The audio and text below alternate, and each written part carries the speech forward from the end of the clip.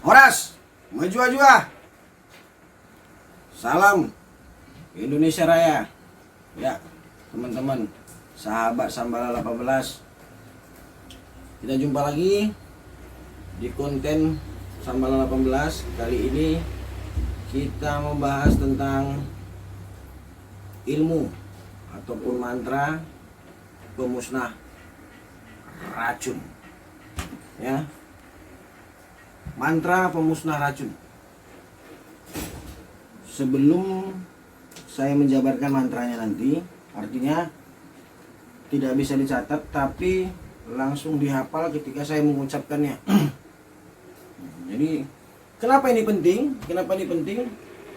Karena sebenarnya santet yang paling berbahaya adalah yang menggunakan racun. Santet yang paling berbahaya itu menggunakan racun. Enggak terdeteksi tapi masuk dan airnya mendarah daging, menyebar ke seluruh tubuh. Ketika ketahuan, akhirnya terlambat untuk ditolong. Sudah banyak kejadian yang menjadi korban dari santet racun, yang menggunakan racun. Jadi teman-teman, mengingat sejarah zaman dahulu, yalah, para pendekar zaman dahulu itu justru harus menguasai bagaimana mengirim, materialisasi dan mengubah sesuatu itu menjadi racun, baik dari jarak jauh maupun dari orang-orang terdekat. Ya, itu strategi untuk bisa mengalahkan musuh, ya, dalam bentuk perorangan, keluarga ataupun dalam bentuk wabah sekalipun. Ya, untuk wabah sekalipun. Jadi satu kelurahan bisa, satu desa itu kena bisa, ya, satu kabupaten itu bisa. Jadi setiap daerah itu biasanya menguasai ataupun ada ilmunya mengenai bagaimana membuat racun, ya, baik dikirim secara mistik ataupun secara diam-diam yang nyata, dimasukkan ke dalam beras atau ke dalam air. Ya, terutama kan, karena setiap manusia membutuhkan air. Nah, ketika kita menggunakan airnya itu buat mandi, buat minum, buat apapun, akhirnya racun itu menyebar. Ada yang bersifat instan langsung nampak, kena ke kulit, ya, bagian luar melepuh, ataupun perlahan-lahan sifatnya akhirnya membusuk di bagian organ dalam. Jadi budaya Indonesia, ya, salah satu yang paling tersohor selain ilmu kedidayaan, kesaktian apapun adalah bagaimana menguasai ilmu racun dan antinya, ya. Jadi teman-teman, penting untuk dipahami, terus simak tayangan ini karena sangat berguna buat teman-teman dimanapun berada, ya, di seluruh dunia sekalipun, ya. Penting banget untuk mengetahui bagaimana cara memusnahkan racun, ya. Baik, di sini racun itu karena guna-guna, ya, karena kiriman seseorang melalui jin-jin tertentu akhirnya kena di kita atau siapapun. Amin amin. Mudah-mudahan tayangan ini bermanfaat. Jadi sebelum masuk ke mantranya, teman-teman harus tahu ada 3 hal yang ciri-ciri orang umum bakal tahu bahwa sebenarnya kita itu lagi diserang atau dikirim kiriman gaib. Itu kalau kita ngerasakan di bagian kepala yang tiba-tiba nggak biasa sakit kepala, ya, rasa sakit, pusing yang setiap hari hampir setiap menit itu sakit terus, nggak jelas, sudah minum obat berkali-kali nggak sembuh. Terus serangan di bagian dada, terus serangan di bagian pencernaan, di bagian perut. Ya, target ilmu santet itu justru di bagian kepala, di dada dan perut. 3 hal ini teman-teman harus tahu.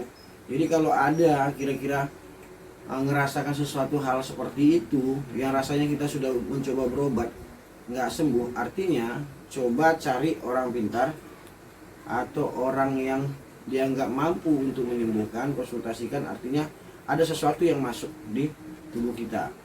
Nah, salah satunya dengan ilmu pengiriman racun tadi. Ya, kita sudah termakan. Jadi bayangin teman-teman, ini sangat berbahaya.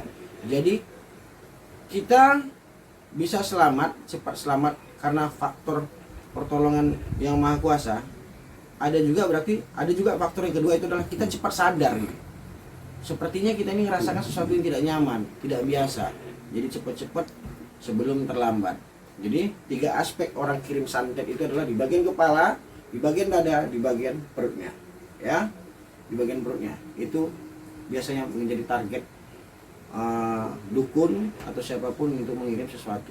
Ya, rasakan itu di bagian dadanya mulai sesak, sakit-sakit, di bagian pencernaannya bisa diare, mules, seperti banyak kambuh.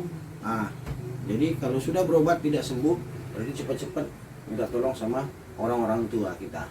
Mana tahu ada obat-obat yang bisa sederhana yang bisa menyembuhkan penyakit tersebut ya. Oke, itu 3 hal ciri-ciri orang kita kena santet. Salah satu yang umumnya ya, yang umum yang lain ada mimpi tidak enak, bau-bau yang menyengat terus, perasa berdebar, itu bagian dari pikiran. Satu paket ya. Terus kita lanjut, teman-teman harus tahu ada reaksi alami di tubuh yang mana kalau perasaan kita, insting kita, naluri kita ini ketika nggak nyaman di suatu tempat, mau makan mau minum, tiba-tiba perasaan nggak enak, teman-teman cukup dengan lidah ini dioles-oles ke atas. Kalau normalnya geli, kalau tidak geli artinya makanan atau minuman yang dihidangkan ke teman-teman itu sudah pasti beracun. Sudah pasti ada hal yang tidak baik yang disampaikan orang diam-diam ingin mencelakakan Anda. Ya, selain perasaan insting tadi, tapi kan perasaan insting tadi kadang-kadang orang tidak peka, anggap angin lalu. Nah, tapi coba teman-teman, lidah kita goyangkan ke langit-langit atas. Kalau terasa geli, berarti tidak ada apa-apa pada makanan dan minuman. Kalau misalnya gelinya tidak ada, sudah pasti ya, bukan mendahului yang kuasa ya, sudah pasti itu makanan mengandung racun, baik makanan atau minuman. Jadi teman-teman bisa deteksi secepat mungkin, ya kan, kalau makanan minum itu beracun atau tidak. Ya, selain masalah perasaan gelisah atau apapun itu, tapi biasanya orang mengabaikan. Tapi boleh dicoba, ya. Kalau kita nggak nyaman, pokoknya selalu ada sinyal. Cuman kita kadang-kadang nggak tahu sinyal itu apa. Nah, coba teman-teman oleskan lidahnya ke atas. Kalau terasa geli, berarti normal. Kalau tidak terasa geli, berarti sedang ada racun di makanan dan minuman tersebut. Jadi harus diperhatikan, ya. Terus kalau teman-teman mau minum, reaksi kedua biasanya, kalau lupa mengoleskan lidah nih ke atas, ya, lidah nih ke atas, mau menunjukkan itu racun atau tidak. Ketika teman-teman mengambil minuman itu di mangkok atau di gelas, ketika teman-teman melihat ada bayangan teman-teman sendiri di sini tapi kebalik, itu hati-hati. Berarti teman-teman udah menjadi target serangan gaib. Ya, yang bersifat jenisnya racun yang ada di minuman tadi. Teman-teman lihat ada bayangan teman-teman dan bayangan itu balik. Kalau begini kan kepala harus begini, ya kan? Harusnya. Tapi ini kebalik. Artinya jangan dilanjutkan. Ya, jangan dilanjutkan memakan atau minuman makanan yang terhidang. Cepat-cepat cari alasan yang baik agar tidak tersinggung, ya, agar tidak tersinggung, supaya menjaga perasaan orang lain. Pasti di sekitar kita ada menginginkan kita itu mati ataupun sakit, ataupun mengetes ilmu kita udah sampai mana. Ya, ingat. Pertama, selain perasaan insting dan naluri kita yang tiba-tiba tidak nyaman, ya. Kedua, coba dengan lidah kita ke langit. Kalau misalnya geli terasa normal, nggak geli berarti ada sesuatu. Kalau itu pun terlupa, ya teman-teman. Yang ketiga, teman-teman lihat sendiri, ya teman-teman lihat sendiri, ketika mau minum atau mau makan, ketika mau minum, ini bayangan teman-teman ada di sini tapi kebalik, dikebalik. Artinya jelas positif, makanan minum ini beracun. Ya, kalau racun sudah masuk, ini sangat berbahaya teman-teman. Kadang-kadang kita anggap penyakit medis, tapi setelah terlambat, ya akhirnya tidak bisa tertolong. Karena deteksi secara medis bisa saja, oh ini lambungnya rusak, bengkak, bocor, paru-parunya ada air, paru-paru basah, atau jantungnya, klepnya, apapun. Itu bakal menyerang organ tubuh kita. Benar memang secara medis. Tapi penyebabnya apa? Penyebabnya serangan gaib atau racun tadi. Kalau itu nggak dibunuh, kita perbaiki yang lain-lainnya, kalau kita sembuhkan, itu malah membuat kita mati belum saatnya. Ya, ketiga tadi. Jadi teman-teman harus sadar. Oke, sampai sini. Kalau misalnya situ sudah terjadi, ya sudah terjadi, ada 3 langkah yang harus teman-teman lakukan. Teman-teman lakukan terhadap siapapun, ya, terhadap siapapun teman-teman harus lakukan. Pertama, menurut nenek moyang saya, yaitu ambil jeruk nipis, belah 2 ataupun dibagi 4, taruh di air hangat, ya, kacau, lalu minumkan. Ya, jeruk nipis, ibu-ibu di dapur pasti tahu nih, emak-emak pasti tahu nih, ya, jeruk nipis, ya, jeruk nipis dibelah 2, kalau kuat asamnya, kalau nggak dibagi 4, dimasukkan ke air hangat, diperas, kacau sampai air yang bening tadi menjadi butek, lalu diminum. Ya, lalu diminum sehari 3 kali. Atau jeruk nipis tadi langsung dikunyah. Siap itu baru diminum air hangat. Karena sifat jeruk nipis tadi itu penetral racun. Ya, asam tadi itu menawarkan racun dalam tubuh. Itu adalah obat alami. Nggak usah pakai mantra segala. Itu obat alami. Ya, kalau mau dibaca apapun menurut keyakinan masing-masing silahkan. Tapi jeruk nipis tadi sendiri sudah mengandung kekuatan alami untuk menetralkan racun. Ya, kalau sudah terjadi, ya. Jangan pikirkan kalau jeruk nipis ini bakal membuat asam lambung naik atau manjang kumat. Jangan pikirkan itu. Ya, jadi berpikir aja yang baik tentang bagaimana ini sembuh. Cara kedua adalah dengan telur ayam kampung asli dan air kelapa hijau. Air kelapa hijau obat. Air kelapa hijau obat, teman-teman. Jadi apa bedanya Mas Jo? Air kelapa hijau obat dengan air kelapa yang biasa di pinggir jalan? Jelas berbeda. Air kelapa hijau obat itu biasanya ada yang jantan, ada yang betina. Ya, itu yang kalau dikupas kulitnya bagian luar itu ada warna pink. Ya, kalau warna pinknya agak kecil itu pasti betina. Kalau pinknya nanti kelapanya agak besar dan pink agak jelas itu agak jantan. Sementara kelapa-kelapa yang di pinggiran jalan yang teman-teman lihat itu air kelapa biasa. Jadi kayak mana caranya? Kupas kelapanya, ya. Ini ada 2 cara nih, ada 2 cara. Kupas kelapanya, udah, tuangkan, yang penting airnya, lalu minum. Minumnya pas mau maghrib. Minumnya pas mau maghrib.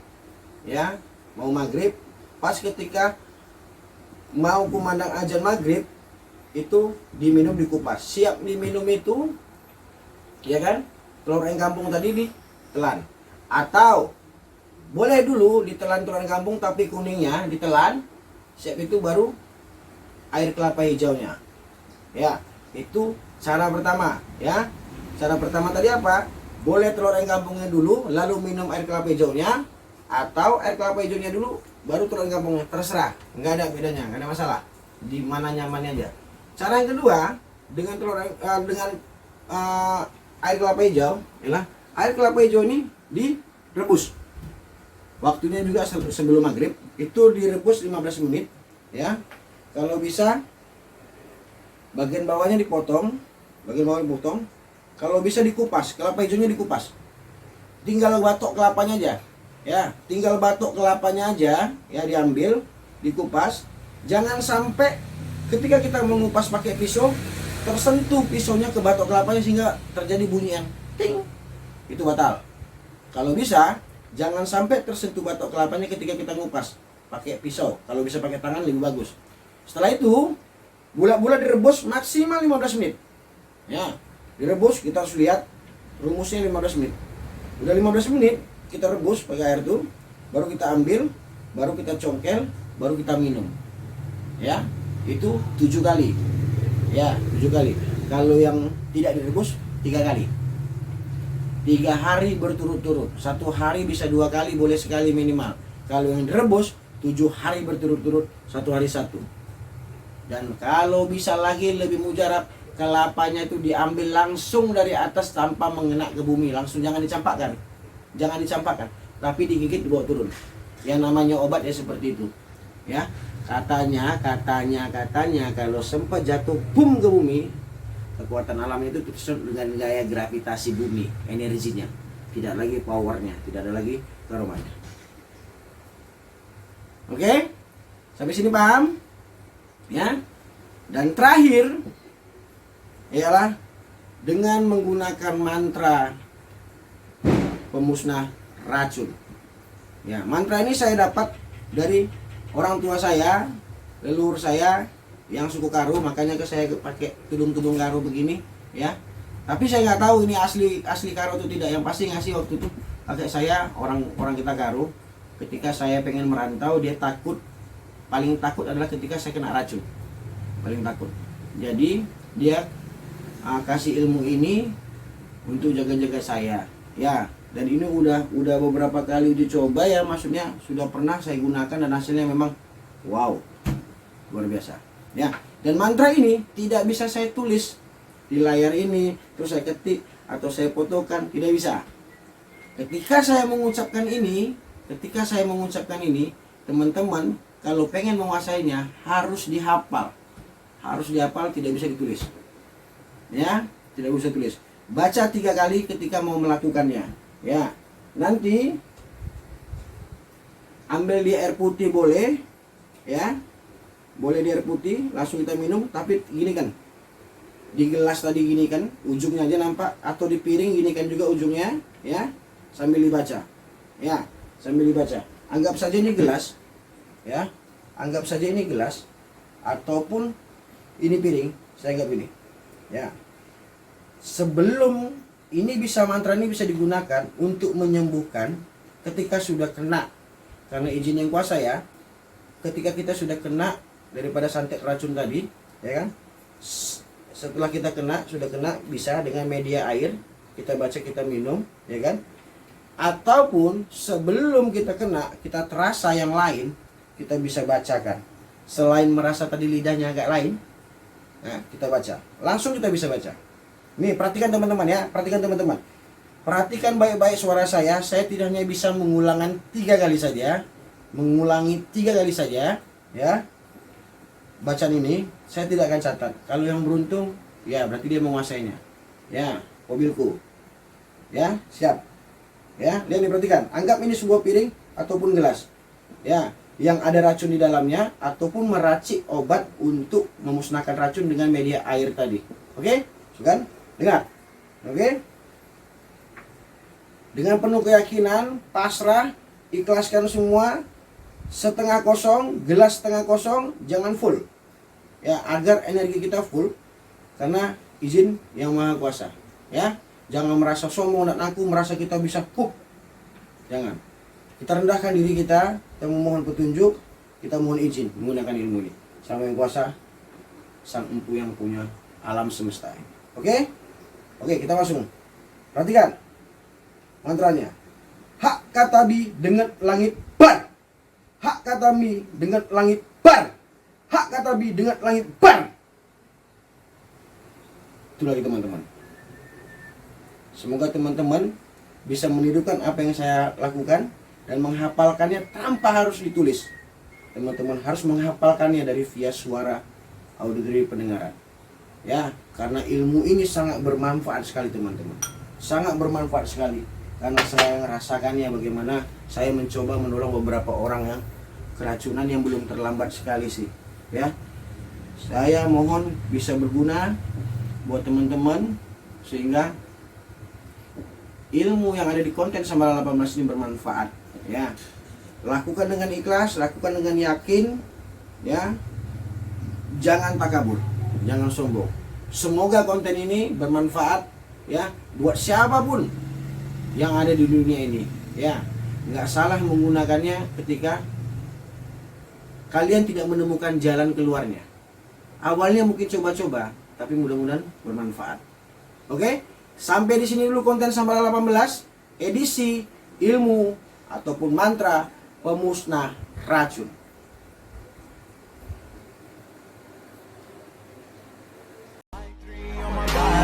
I'm an icon, man. And my girl about a 10. I should fuck her in a bed.